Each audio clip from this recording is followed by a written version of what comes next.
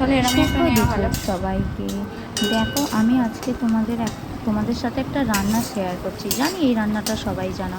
তো কী করলাম, প্রথমে কড়াই তেল দিয়ে তারপর গরম মশলাটা থেঁতো করে পেঁয়াজটা দিয়ে লাল লাল লাল করে ভেজে নিলাম।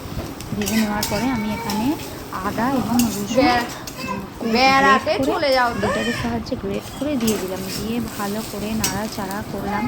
করে এবার টমেটো আর ক্যাপসিকাম কোচানো ছিল সেগুলো দিয়ে দিলাম। দিয়ে ওর ওপর দিয়ে একটু নুন ছড়িয়ে দিয়ে ভালো করে এটাকে ভাজতে থাকলাম। ভালো করে ভাজা হয়ে যাবার ভালো করে ভাজা হওয়ার পর আমি এতে এবার একে একে দিয়ে দেবো ধনে গুঁড়ো, জিরে গুঁড়ো, লাল লঙ্কার গুঁড়ো, হলুদ গুঁড়ো, একটু টমেটো সস দিয়ে একটু সামান্য চিনি দিয়ে স্বাদ অনুযায়ী নুন দিয়ে ভালো করে কষাতে থাকলাম। তোমাদের এই দেখানো মানে দেওয়াগুলো দেখাতে পারলাম না, এক হাতে ভিডিও করছি তো তাই। তো এবার ওটা দিয়ে ভালো করে কষিয়ে একটু জল দেবো। এবার কিমাটা দিয়ে দেবো, চিকেন কিমাটা।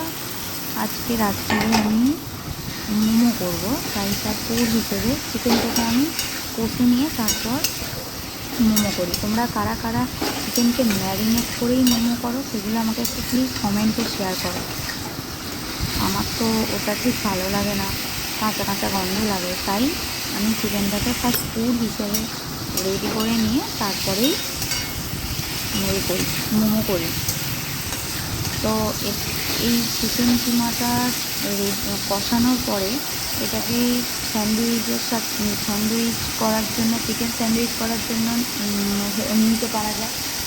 আবার চিকেনের রোলের জন্য এইভাবে চিকেনটাকে করে নিয়ে করা যায়। তো আমি আজকে এটা করেছি মোমো করার জন্য, কারণ অনেক দিন মোমো হয়নি। আজকে ভাবলাম একটু বাড়িতে মোমো করবো।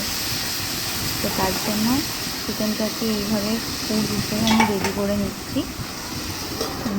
এরপরে তোমাদের সাথে আমি চিকেনের ঝাল, টমেটো ঝাল যে সসটা হয়, চাটনি, চাটনিটা করব, দেখাবো। আর স্যুপটাও দেখাবো। তো আমার এখানে মোমো স্যুপটা রেডি করছি, ভালো করে কষিয়ে লাল লাল ঝাল ঝাল।